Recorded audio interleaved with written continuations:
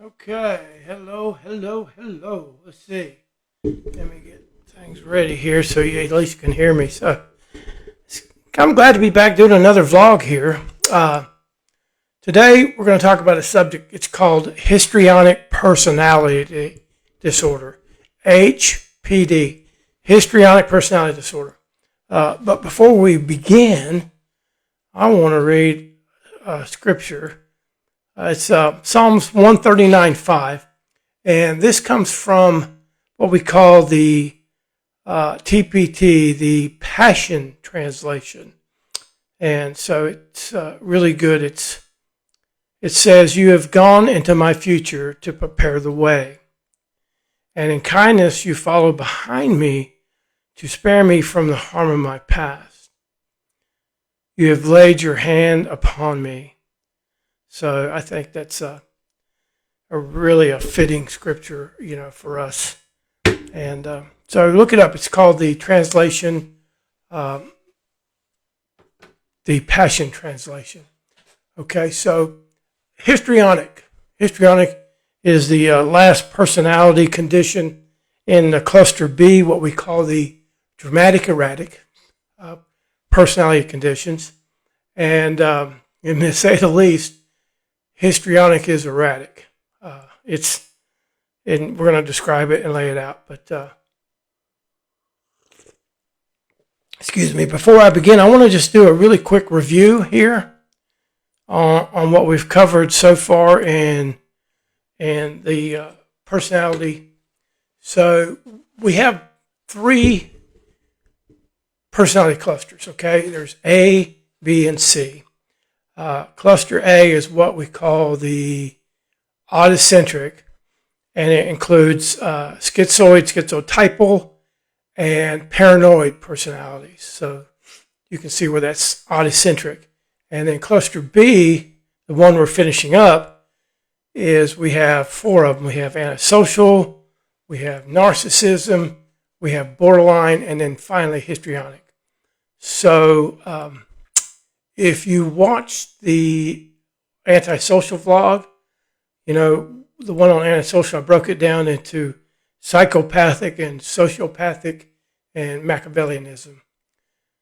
Now, cluster C, the last cluster, which we haven't done yet, is what we call the anxious fearful cluster, and that has dependent, avoidant, and what we call OCPD, which is obsessive compulsive personality disorder. This totals 10 personality disorders or conditions, as I like to call them. I label them conditions because any form of personality, whether normal or abnormal, is enduring, and it typically does not change much over time and across situations. Whereas, disorders, they'll wax and wane over time, and they're not consistently used or applied across time in different environmental situations. Okay, so that's how I sort of say the difference between conditions and disorders. Okay, so real quick here, I need to cover the 6 criteria, because I don't want to forget to do that. So for every personality condition, there are 6 general basic criteria. And I know I've listed them in every vlog, but someone may be new to my channel or this vlog. And so the first criteria for personality conditions or disorders is it's got to be a lifelong behavior, and it must be markedly different from normal societal expectations. An example would be antisocial, where the person has this low display or is absent of any empathy. We as people expect others to have some level of empathy. So one without any feelings of empathy is, we consider that markedly different as to what is expected in society. And let's see, the second criteria is the personality condition must cause extreme hardship, or negative consequences or negative outcomes, consequences within relationships, or occupational types of environs or other societal environs, okay? Now, we pointed out that borderline definitely meets this criteria, remember, within relationships. And I think as we look at histrionic, we'll be able also to see that effect, okay? And I'll explain that a little bit more as we go on. But thirdly, and I've mentioned this before, the condition must be lifelong and not change in any dramatic way, okay? So that's the third one. The fourth one is, I can just repeat these things, I've done so much, is the criteria is a personality condition. We got to be able to trace it back to childhood or to adolescent behaviors now. With histrionic, it's a little tough because normally it becomes noticeable in late adolescence, and it can be confused with some developmental milestones in late adolescence. Like, you're getting out on your own, you get your freedom from your mom and dad. So you may act in certain ways that you didn't act before, and show these things we're going to talk about just because of that newfound freedom. Okay.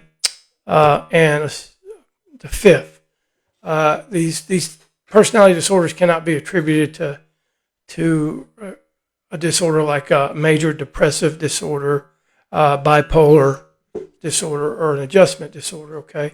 So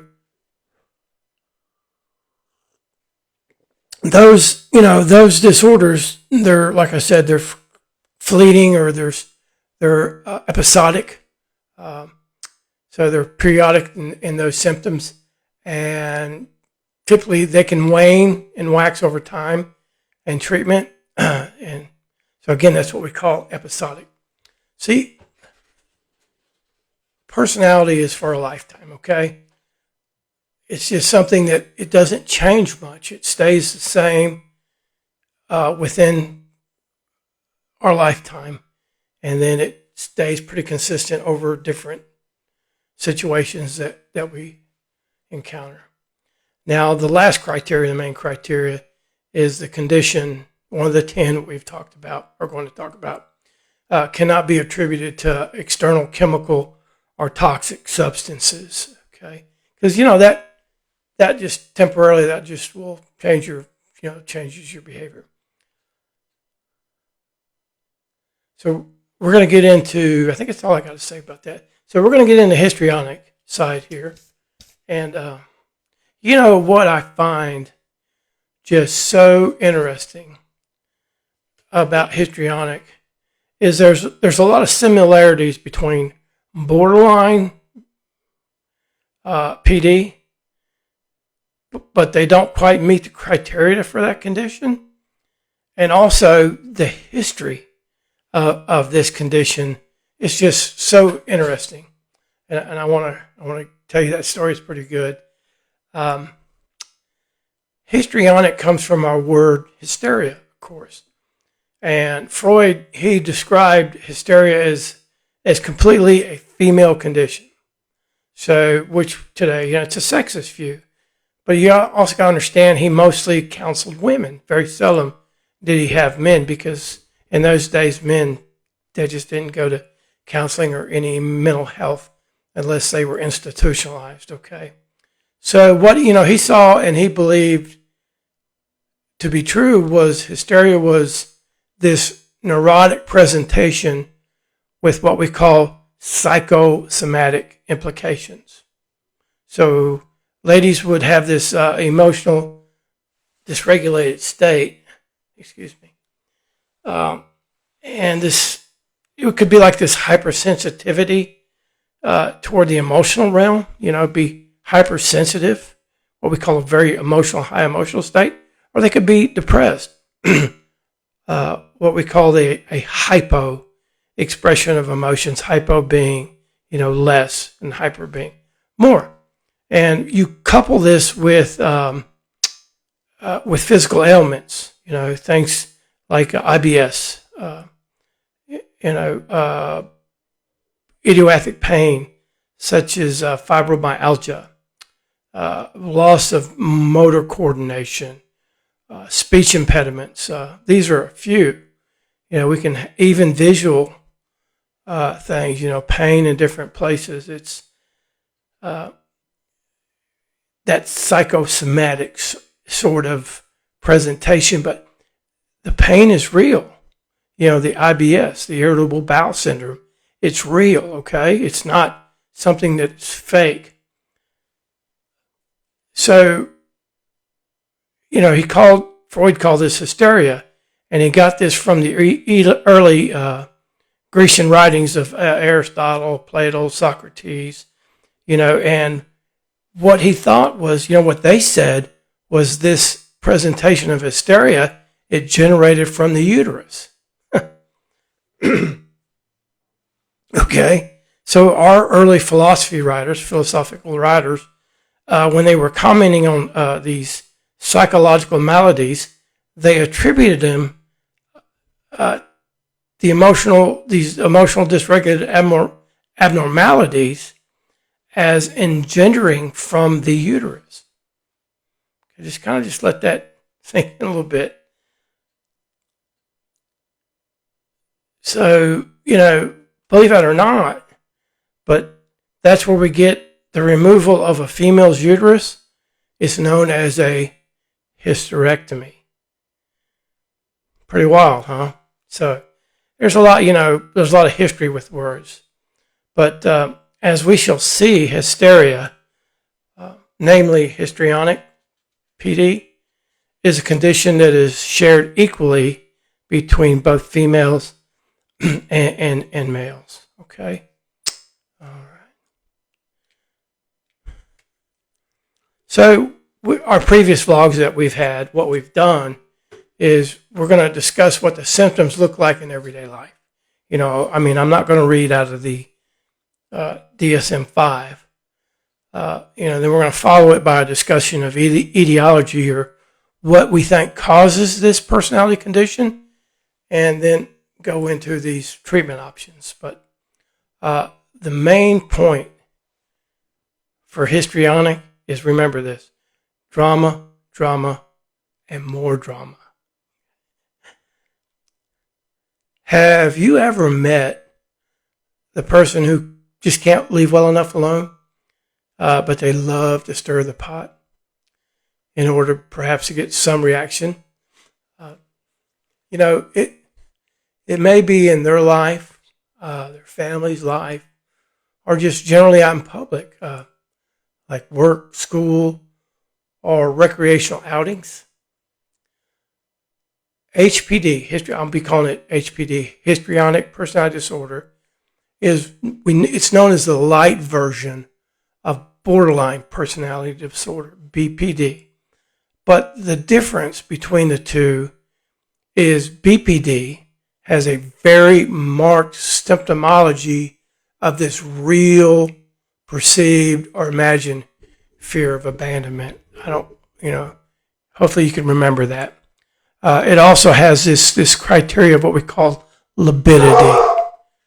So if you remember, it's this hyper switching of emotional regulation or dysregulation, and then also within BPD, the relationship construct, how this person with BPD sees their mate or the other person.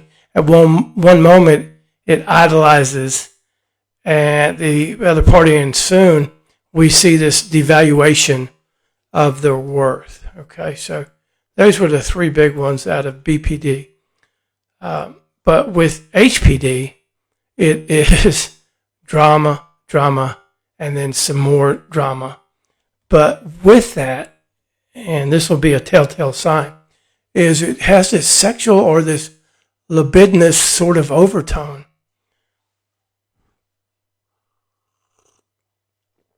Excuse me. It's good coffee. My wife just made it fresh. Good stuff. So both BPD and HPD, they seem very much alike, but with borderline, there's more of this emptiness. It's very intense, this intense emptiness within them. They also have this sort of self-destructive characteristic. Remember that in BPD we said that we had self-harm, like cutting, burning, skin picking, which we call excoriation, and maybe what we call trichotillomania, which is, hair pulling here, pubic hairs.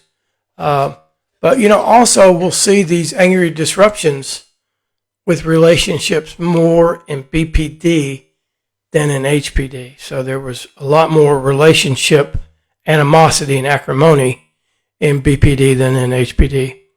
And also there's more of a identity disturbance, I guess, is more pronounced in BPD than HPD. But it can be very difficult for even the experienced clinician to differentiate between the two.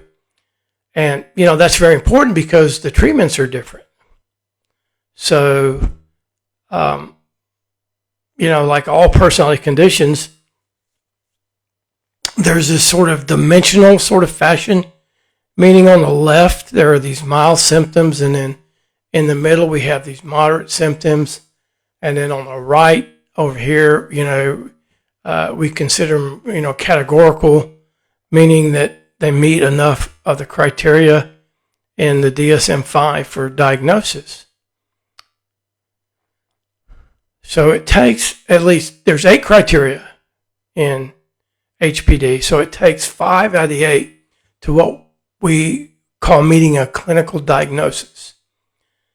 Now, someone who has like we consider mild and moody, may only have like 2 symptoms present. And, we get into this moderate or theatrical, we call theatrical, is that might have 3 or 4 symptoms. And we view this as subclinical or subsyndromal presentations.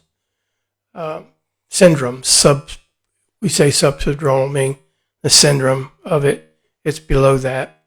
So they don't quite meet that categorical classification for histrionic. Remember, which is 5 out of 8.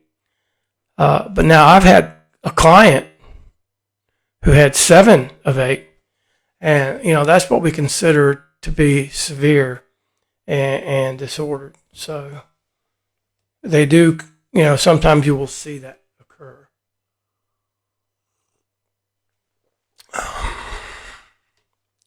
Okay.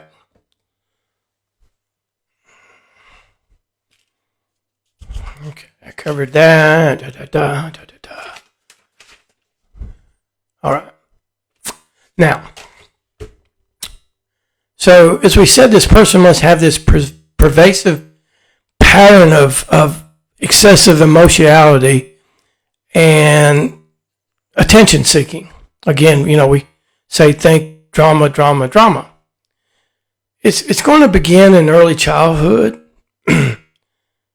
which is around the early 20s for HPD. Remember, I told you it's kind of hard to go back into childhood and adolescence.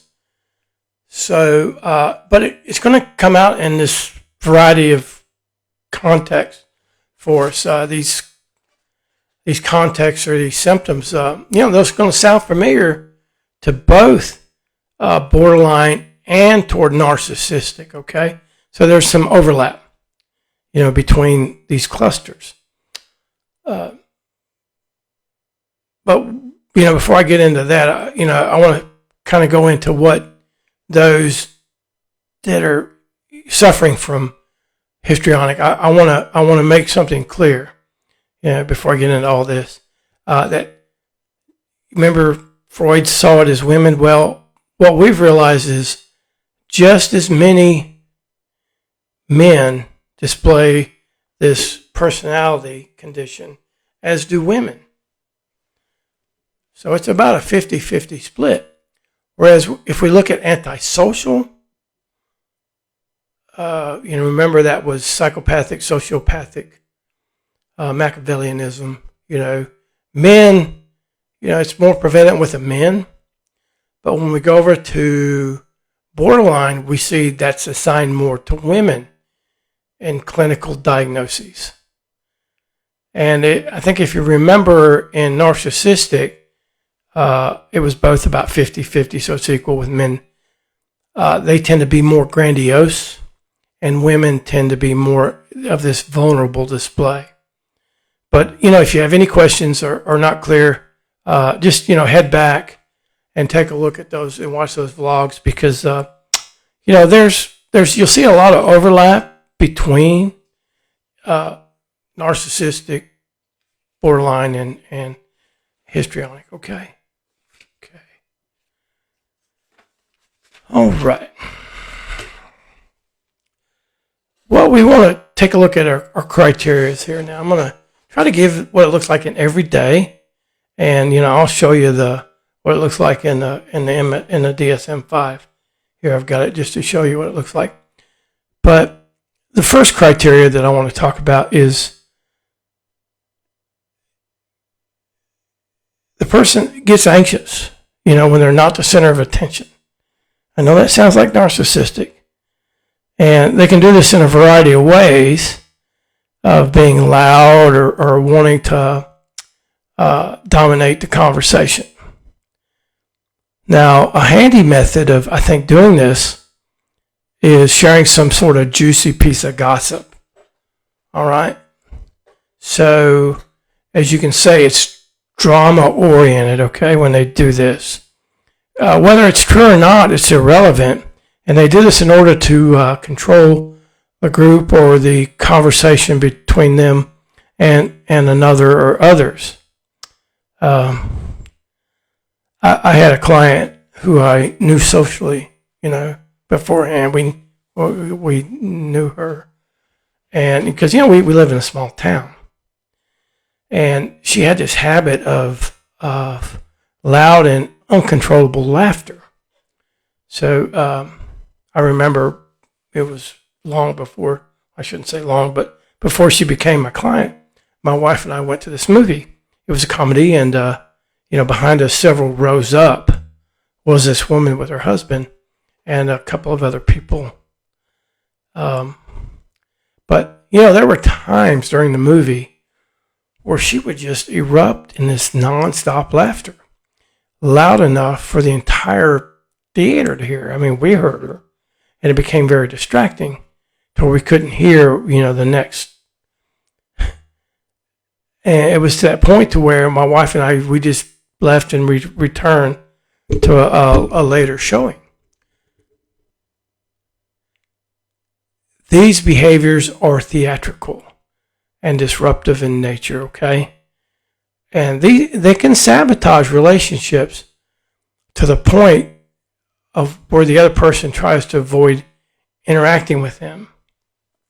It can be spousal, friends, acquaintances, okay, when I say relationships. Another example I want to talk about is called catastrophic exhibition. And what I mean by this is they catastrophize and make mountains out of molehills, so to speak, I guess. And they tend to hang on this narrative for some time and tend to build a story up much, much greater than it actually was experienced. They embellish. It's a tendency to fabulize, make up stories. They also tend to have strong opinions that really can't, back up. They can't back up or give this supporting evidence as to why they believe the way they do. Okay? So I got a little ahead of myself here. I'll check my notes and make sure. Yeah. With these strong opinions that they don't have a lot of evidence to back it up. Their reasoning may be, disjointed and superficial in that. Um, yeah, I'll just give you an example. I had a patient, a client who would refer to his friends as being his best friend forever, his BFF, when in reality, they were just associates. Okay. And when I kind of pressed him and wanted some background, he couldn't really give relative details about him, just what I consider very overly simplistic, descriptions of what they did, what made him so, and about, information about his friends. Okay. Now, this next one is very important here. And what this behavior entails, it's a very sexual or seductive overtone is presented, which we can consider provocative, in nature. This is what I call a telltale symptom and very much associated with HPD. And it's really, I use that a lot to differentiate between borderline and histrionic. What I mean by, you'll see in more so like dressing inappropriately, revealing sexual or seductive parts of the body by, excessive tightness of clothes or showing excessive cleavage, even allowing nipples to protrude to the clothing. This is an example. Sometimes they'll wear excessively tight pants, revealing the outline of the vagina or the scrotum. I had a client who came to sessions the first couple of times with excessive cleavage showing. And of course, that was inappropriate. But once we got the therapeutic relationship where it needed to be, that was addressed and remedied. But also, I want you to know that drama was a big part of her condition too, okay? So she had these symptomatic indications of histrionic and was diagnosed accordingly in that.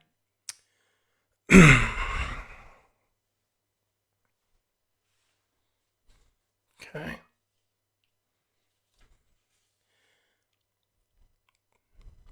This is a form of vanity that is used to draw attention, to themselves, or it's an excessive concern for physical appearance.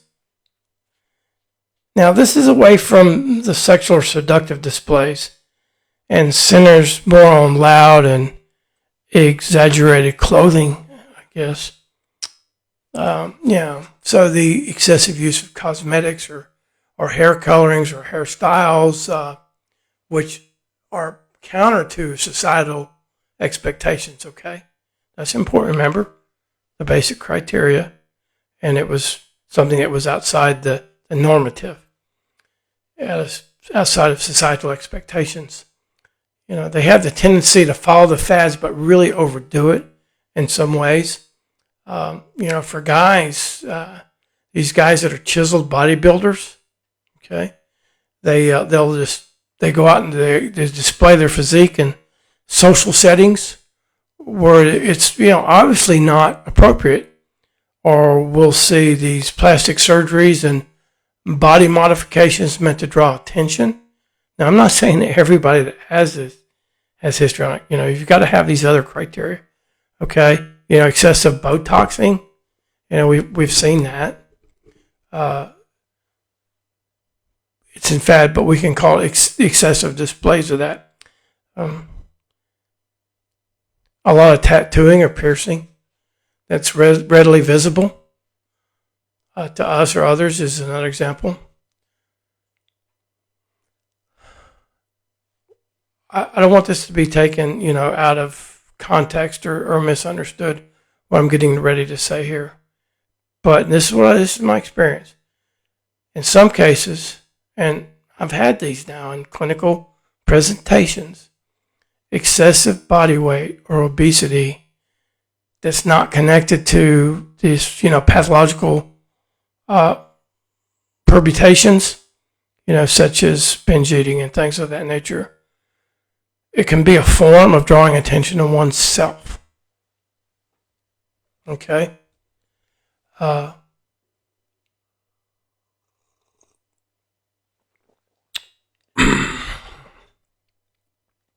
When there's this morbid obesity, and these skin tight pants that, reveal orifices. And everybody's thinking, well, okay, there's a normal day at Walmart, right? Yeah. But I want you to understand that these symptoms I'm describing, they are unconscious expressions, but yes, they occur almost in this conspiratorial way to draw attention to themselves. But the deeper action is unconscious, okay? And I'm going to explain that, when we get down into the etiology part of this vlog.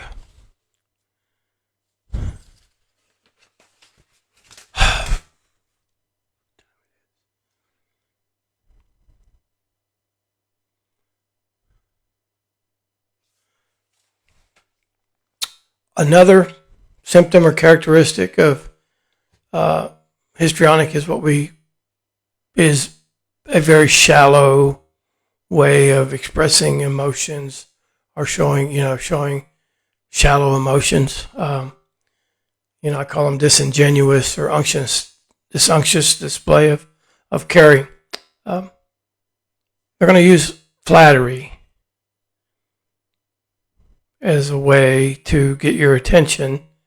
Flattery, which really it's not really meant in a true form. They may even give you small gifts at times. Okay? And what I've seen too is when they share their sympathy or they try this empathetic display, it's superficial. And I'm going to explain this and how I can tell, because what they're trying to emote only comes out in language. If you pay attention with those that you think have histrionic, suffer from it, they don't have matching body language with what they're saying. There is no empathetic or sympathetic countenance with their facial features. No shocked or concerning eyes. Their shoulders don't drop. They don't extend a touch or caress or, lean forward for closeness and proximity. And what I noticed too is, this is big for me, the respiratory doesn't get up. Their breathing remains normal. It's not interrupted by pants or holding a breath and that. And sometimes their speech, their prosody, what we call the prosody, the rhythm of speech, is kind of off from what one expects. Oh, I'm so sorry. Whereas, oh, I'm so sorry. I'm so sorry.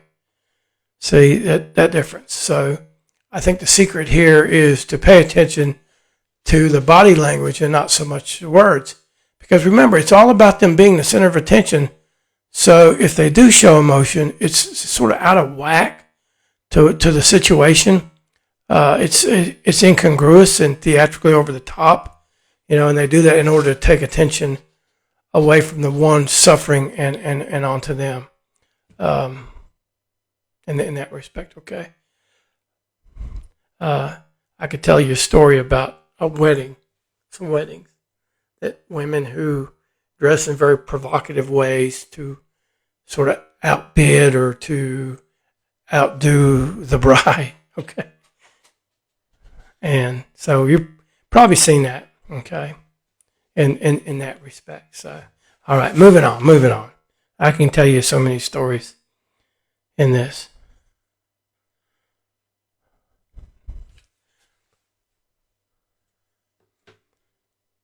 This is one that I kind of experienced somewhat in my professional life among my peers a little bit.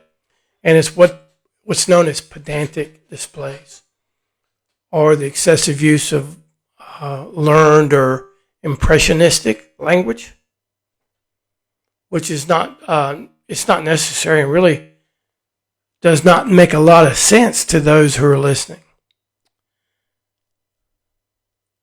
The use of big words, that's when it's not appropriate for the audience or social setting. It's a pedantic display. Now, as a psychologist, we write in a lexicon that is very academic. So, but that fits our audience because we're writing to each other. So we can say with 2 words what it may take 10. And we're taught to write that way, and we're expected to write that way. But have you ever known somebody in a normal social setting who really doesn't have an academic background? They'll use words that will leave sort of everybody like dumbfounded. What I call a walking word dinosaur, right? A thesaurus.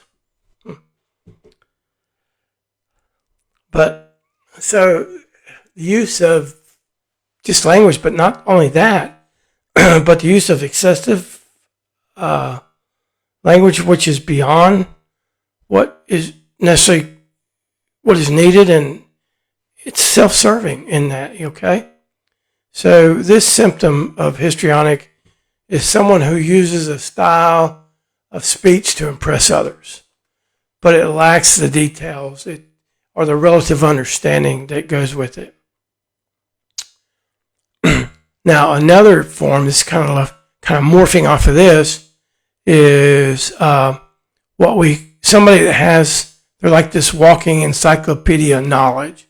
They're this walking human Trivial Pursuit game. They'll find an opportunity to expand the conversation into a display of their knowledge on whatever subject, and they'll actually hijack the exchange into a lecture so detailed that no one can get a word in edgewise. I always think of Cliff Clavin on that old show Cheers.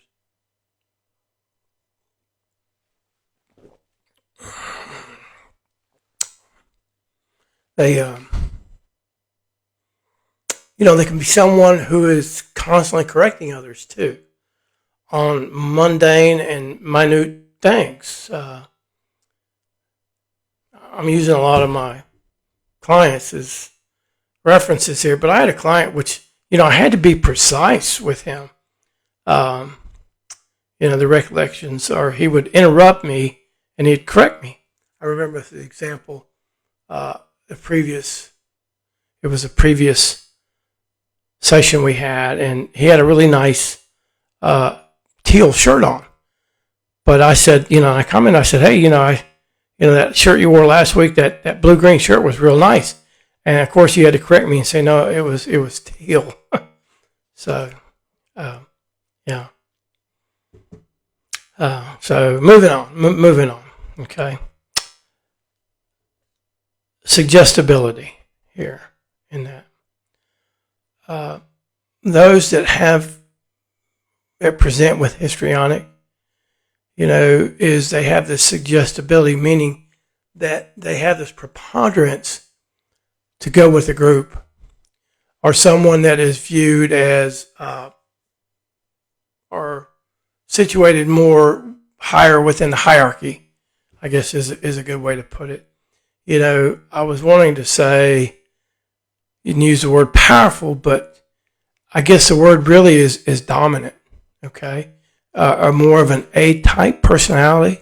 They may not have the power, but they tend to have this dominance of it, and it tends to have sway and influence over them. again, I had this former client, and for about 20 years, I guess, she was a member of this religious cult. But she eventually separated herself from it. But during our discussions,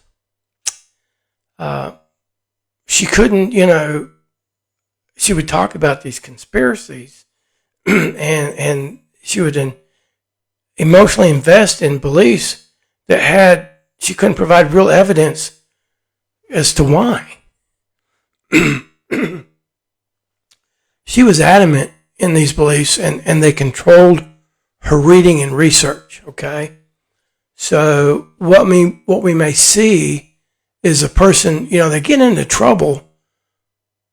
Again, back to the basic criteria, something that's not expected as part of the norm, or it causes relationship problems or problems, occupation, societal ways. They get into trouble because they associate themselves with the wrong person who has this dominance or this crowd, and they can't say no to the suggestions of others. Something that goes along with an earlier symptom that we talked about, but it also fits here, is this tendency to jump quickly into intimate relationships. Okay? If you remember, someone with HPD cannot give you a detailed reason as to a strong opinion. See how they sort of fit together there a little bit?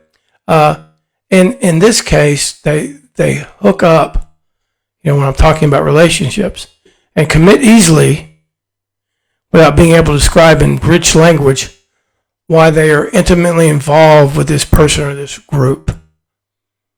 But they're convinced that this person is right for them.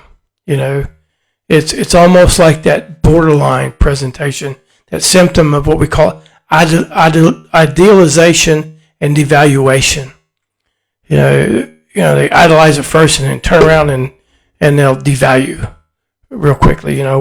One minute you're Superman, Superwoman, and the next you're just this sort of flotsam or jetsam to the world. So that's why we refer to HPD as BPD light. You'll hear that a lot because it looks so much like it, but there's some things that differentiate that we've talked about. It's because they idolize and commit rather quickly without this ability to concretely explain the attachment. And again, they visualize a relationship to be more intimate or closer than it really is.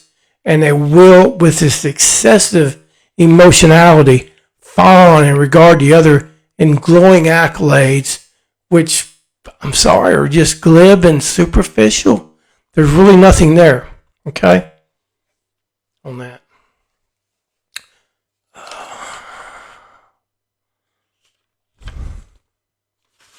All right. Okay. Now, one last thing I want to mention here is the lack of same-sex friends. So perhaps what we may see, I don't know, this is what I'm thinking, that perhaps maybe their provocative nature may become a threat to their friends' intimate or close relationships. So they tend to shy away from regular interaction for fear of interference with that person, okay?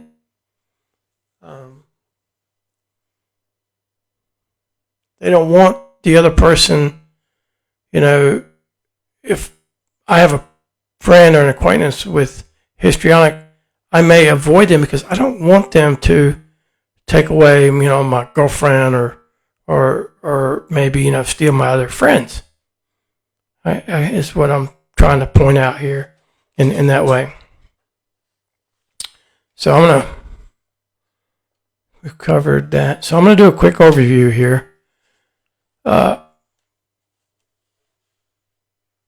For someone suffering from HPD, they might present themselves in this consistent manner across time and, across situations. And I just want to show you here real quick before I kind of get into this. Excuse me. This is DSM-5 here.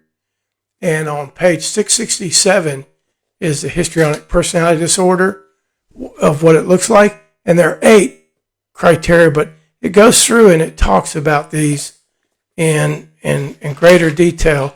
The diagnostic features and associated features supporting diagnosis and all that, okay? So, and it's got quite a bit. And of course, this goes on to narcissistic after that. So they're all right next to each other. You got borderline is right before this that we covered. Here's borderline. So they're all grouped together, sort of right there. So that's what we may say. I try to put those 8 in what it may look like in everyday life instead of just reading the 8, okay? Because you can do that. You can go and read that. So we'll move on to etiology. What causes, what do we think causes this? Now I'm going to get deep into some stuff here. I'm going to need to break my brain out too, if I stay with my notes. Okay. All right.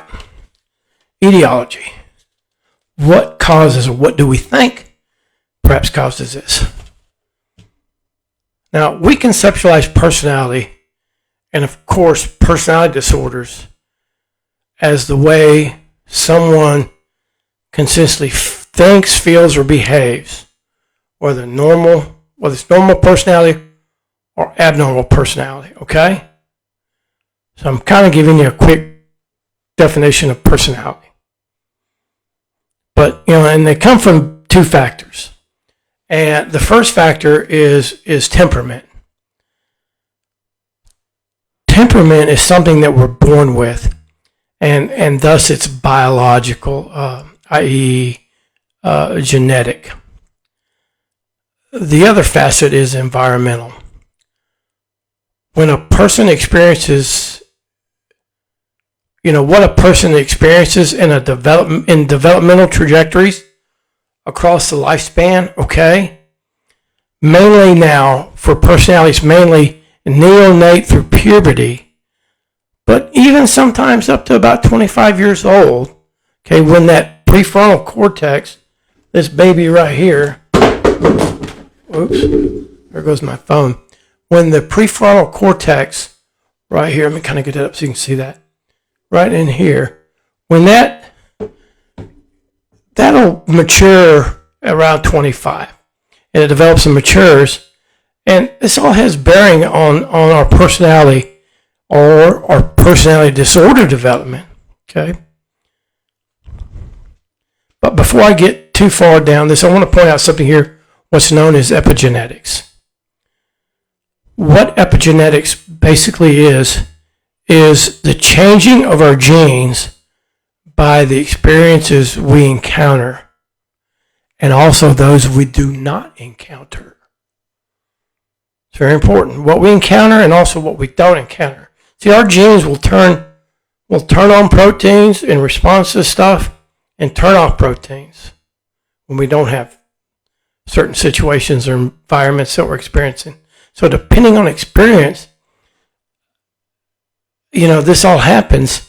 We have this thing, what we call plasticity, within those neurological regions. Pruning is what we call pruning. Okay, it's sort of the earliest example of it. So, but that you can see, but we know there's, even in the womb, wirings going up, epigenetics are occurring, okay? Turning off and on proteins to make genes, and I'll explain that here shortly. But in pruning, what happens is pruning discards those neurological networks that we do not use. This is going to happen around 2 or 3 years old. In our gray matter, when we're about 2 or 3, what happens is in our gray matter, that's really what we call our neurons, but it's gray matter at their highest levels at this time. So our neurons, we have more neurons at this time, brain cells, than any other time in our lifespans. So, yeah, basically we're geniuses at this age that still poop in our pants, right?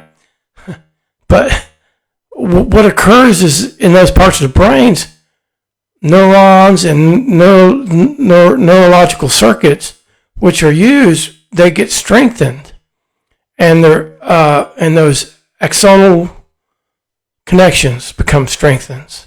Okay. Now axons are what we call the white matter. Okay. So gray matter is your cell, your brain cell, and white matter are the wires, but they're called axons. Okay.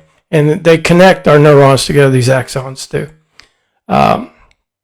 That's why sometimes, we'll see the white matter is different in other cultures at kicking a soccer ball. Those assigned circuits, they'll strengthen up, in our parietal up in here, the motor area of our brain. And the connections are very, very strong. And they'll wire up and causing what we call greater sensitivity. This is called the Hebbian rule. Hebbian, Hebbian. It's basically circuits that fire together, wire together. But it's also been said that those that don't die together. Okay, so if they don't fire, then they'll die together too. So now, if you think about that statement, not only do our motor areas and those cogitative areas become sensitized, aka strengthened is best, but also the emotional areas are impacted, which are, basically our right lobe here, okay? Because this is what, in the first 2 years, this is in what we call a hyperwiring, that goes on. And then inside, in the limbic area, the limbic regions, get my brain apart here real quick. So we're going to show, come here, brain. So here in the limbic area, of course, this is the left hemisphere, but, left and right are the same with the exception of the pineal gland. There's only one. But in here, we consider this the limbic area, the seat of our emotions, along with emotional memory, which happens there, but also with the right side of our brain. Because when we're young, the right side is also, it's wiring up and remembering. So, given certain temperaments and what the child experiences in their early developments, it can cause a sensitizing as well as an anesthetized areas. So emotionally, some of us are more sensitive to matters, where some are anesthetized, and they seem more flat, or what we call alexithymic, where they cannot properly demonstrate affect, emotions, nor can they describe accurately what they're feeling. So both of these sides, the emotionally uninhibited hyper type, or the alexithymic, the hypo type, or they're products of nature or nurture. And what I mean by nature, and by nature is basically biological, and nurture is environmental. So I think I just used that term just now. So remember, we're talking about epigenetics.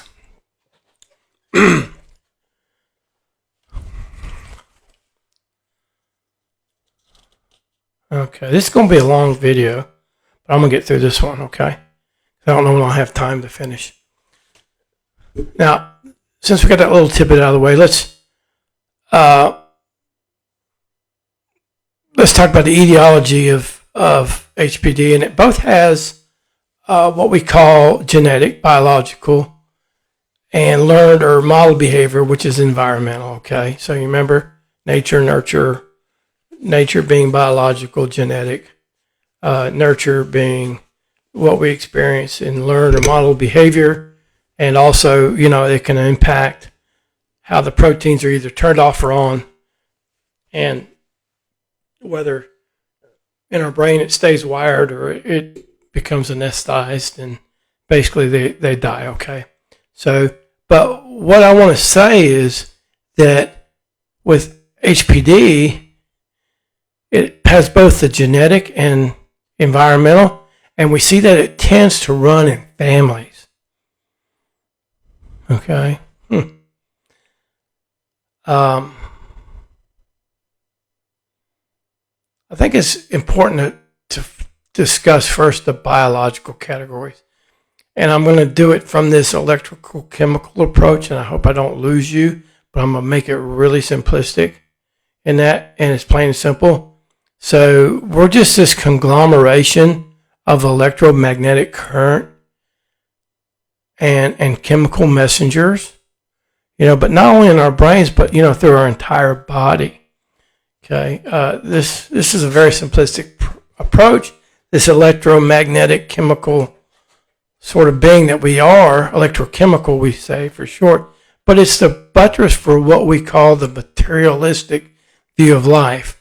We will only value what we can see, and that is the electromagnetic and chemical stimulation throughout the body as a basis for life. But, we know as Christians, for those, we know there's more than that. We know we talk about souls, and it goes back to the Cartesian debate. But,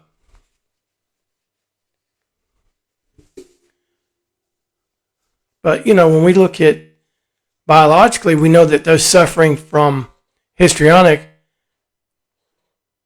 they have this highly responsive noradrenergic system, which releases the neurotransmitter norepinephrine. Now, we have adrenaline and noradrenaline, okay, that works in what we call our endocrine system, the body proper in that respect. But in our brains, we call it epinephrine and norepinephrine, which works as a neurotransmitter. So, let's not get them confused. So I'm going to be saying norepinephrine for brain, and if I talk noradrenaline, of course, that's for the endocrine system. Basically it's where our chemicals flow through our body for that. But I think before I get into the specifics of norepinephrine, NE, I want to, and I think this is important a little bit, is to quickly cover neurotransmitters. I'm just going to give you the real quick here. We have basically about 100 different types of neurotransmitters. They're called neurotransmitters, neuropeptides, or neuromodulators, okay? And their classification is determined by size and mechanism of action. And they'll fall into either one or two categories: excitation or inhibition. One type excites and activates the neuron, and glutamate is the largest one of that.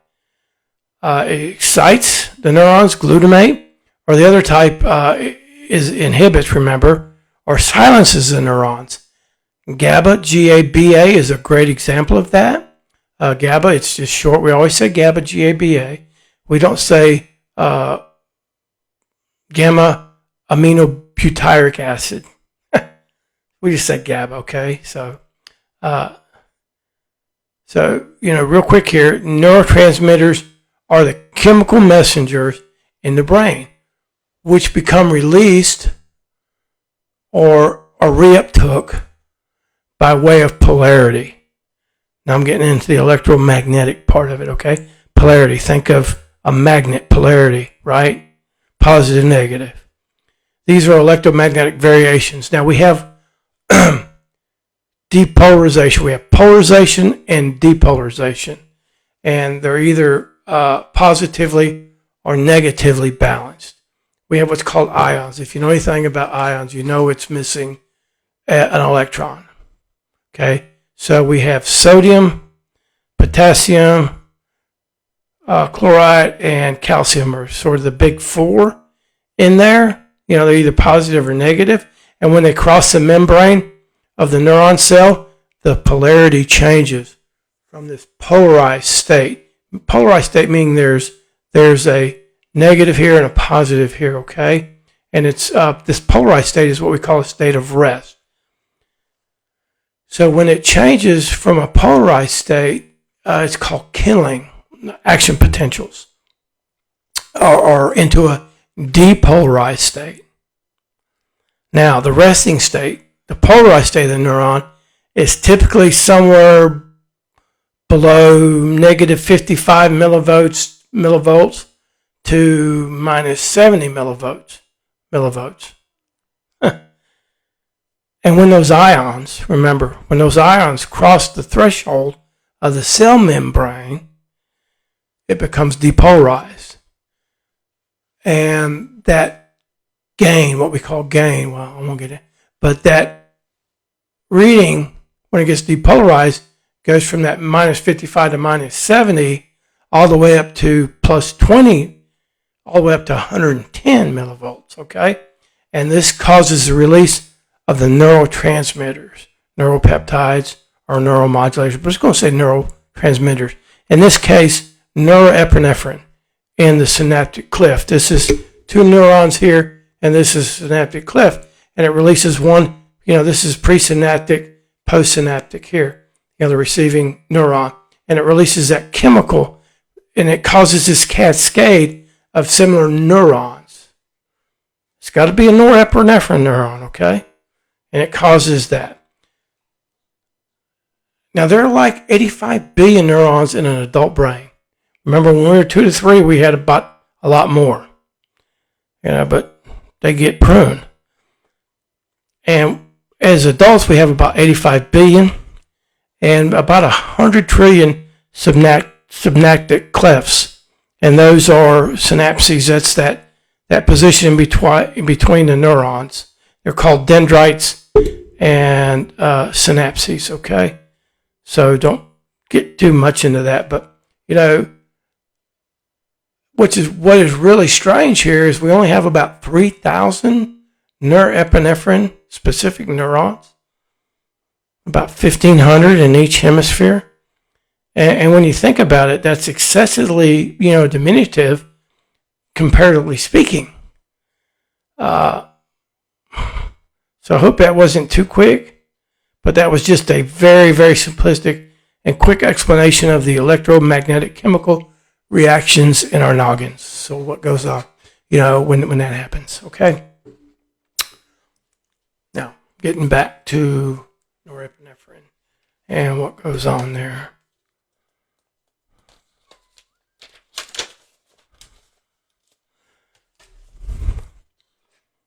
Norepinephrine. It's used primarily, remember I said we don't think we have enough. I'm sorry. Too much. I'm getting ahead of myself with dopamine. Okay. So, it's used primarily for attentive and focal conscious states. Norepinephrine does.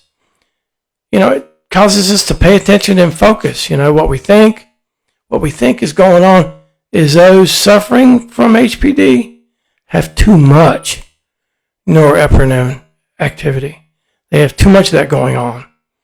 And that proper balance is out of whack. So it can be two causes. It could be just too much, or it doesn't reuptake right and store it again. So, but what is really interesting is norepinephrine is synthesized from another neurotransmitter, and that's dopamine. So out of dopamine comes norepinephrine, which together they act as this catalyst on this sympathetic nervous system of ours. This is how we feel the emotions, and so much more. Fight or flight or freeze or faint or flag. Okay, this thing that goes on with us when we have threat, when we have threat. So we either freeze, we either fight, flight, flag, which is sort of, we're not really frozen, but we sort of disassociate, or we faint, we're completely out. So, having said this, too much, and with the dopamine, you can't really focus and stay, on attention as much as you want to, because you want to look at stuff. You can see how this kind of plays in, perhaps in the ADHD too. Okay. So,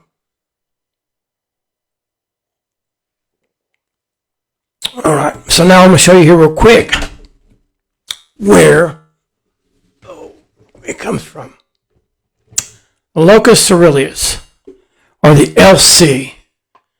So here is the brainstem, reticular formation in there, brainstem and all that. So just above the pons. So the pons is right in here, right above the reticular formation which is part of the upper brainstem, as we can see. This is our LC, locus coeruleus in here, okay? So that's where the norepinephrine comes from. Remember, 1500 on the left, 1500 on the right. Not a whole lot, in that respect.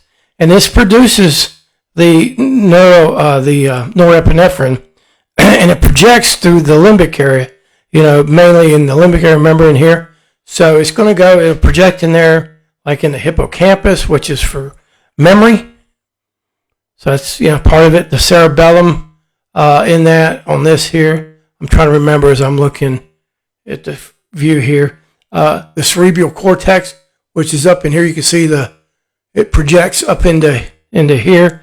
The hypothalamus. This is the thalamus, and the hypothalamus is down here. It's a real small area in there. And then what we call the VTA, or the ventral tegmental area of the brain.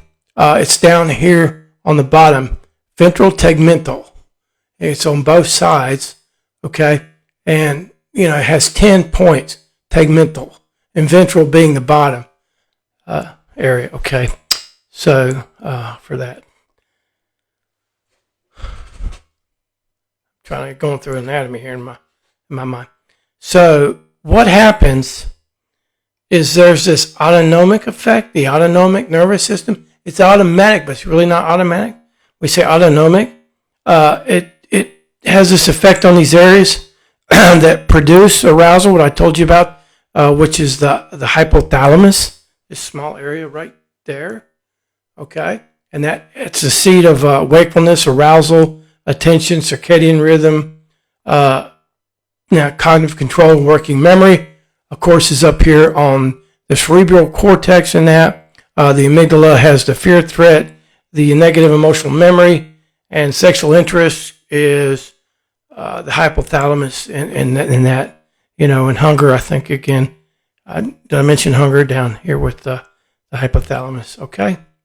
So we have that on that, okay? So I hope that's not too much, but I kind of wanted to get in that because we think there's too much norepinephrine. And, we can do things, for that. But that chemical does a lot. It really does.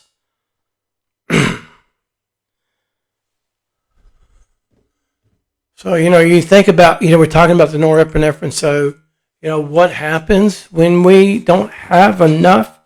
Like we're talking about, we have too much. We say we get a little too energetic in a lot of ways. So, we're going to have a lack of energy on all that.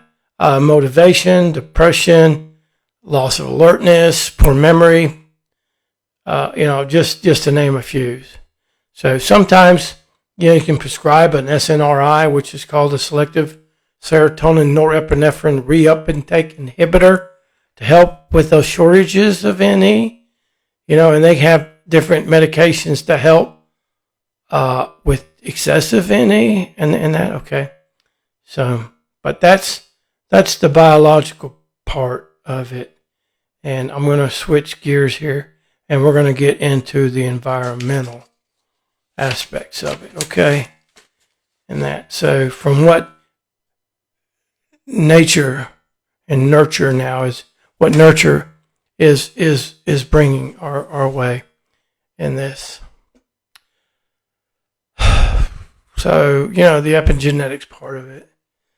It can cause our brains to change, producing that sort of description or that effect on norepinephrine.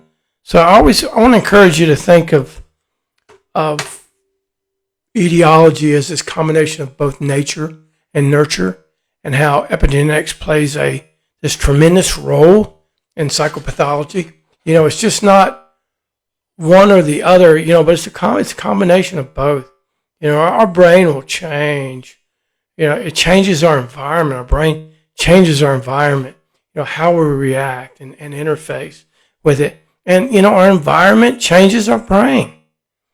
Okay, so it's this reciprocity that we see that has it.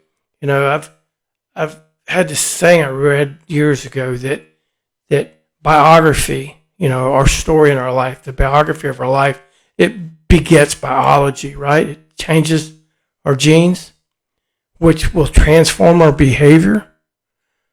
But really, in reality, we can switch it around with any of the B's, word fitting anywhere. That behavior. Here, I'm going to show you this slide I made up for this. Okay. So up top, in the middle, you see here I have the epigenetics part.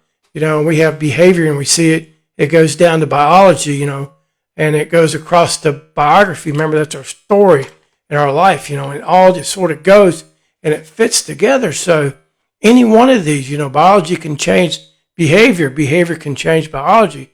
Biography, what we experience in life can change biology. It can change biography, can change behavior.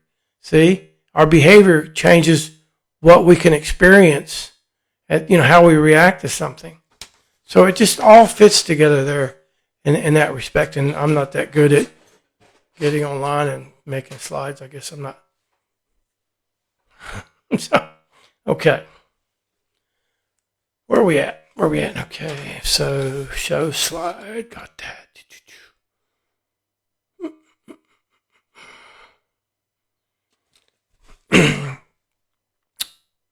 So HPD may very well develop in childhood and sensitize, excite, or become easier to present, in developmental trauma. It may be a part of that in developmental trauma, especially if a child, they lose a parent to death, divorce, or separation. That seems to be the majority of those that are diagnosed with HPD have had that. They have the norepinephrine. They have a very libidinous sort of sexuality to them. We see that they are a product of a parent dying or a separation, that they don't ever get to be with that parent.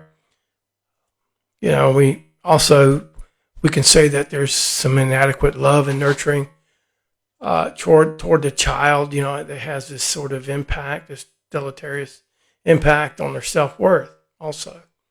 So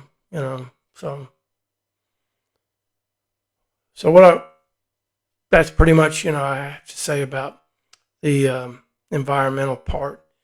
So we're going to get into the treatment of it here. And remember, I told you there's different treatments for BPD, for HPD, and even for narcissism. It's all different. So it's important to diagnose, correctly. But, with histrionic, what is important is it's a nuanced treatment, is that, together with the counselor and the client, they're dealing perhaps with this hypersexuality, whether it's intrinsically displayed or not, this catastrophic thinking, to producing one drama situation after another, disingenuous or unctuous relating, and almost narcissistic presentation, where the client is just, is not continually validated they get upset, okay, and that, what we call a rupture occurs with that sort of narcissistic presentation. If you're not always validating them, a rupture can occur. But, I think that's good. It's good that if you're in a healthy structure in a good therapeutic relationship, those ruptures can be repaired, and they get to see how to do that in a healthy fashion. But the biggest component for the therapist is to set boundaries, trying to keep all interaction within the clinical settings. Remember, they want to do things that are above and beyond what's normal, So, they've got that therapist and that client together, concomitantly, they got to keep working on recognizing these inappropriate emotional dysregulated states and these overreactions, and hopefully it'll change the thinking pattern of having to be this particular way to be accepted by others. Okay, in that. Well, I think that wraps it up for cluster B, dramatic erratic.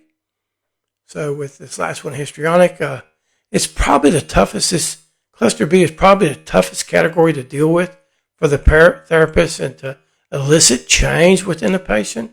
It'll typically take years to help correct and heal the psychopathology within this cluster. But, it can be done, and it does. It will change how our brain is wired. Remember, behavior, biography, your life story, what you're going through can change biology. So we can change those. We can rewire and help to sensitize or desensitize, anesthetize places that are too active. So, I really, really hope you, and this kind of wore me out a little bit trying to stay, but I had some good notes I've been working on a while. But, I hope you enjoyed this vlog in this one. I've got my next one I plan to do is on suicide.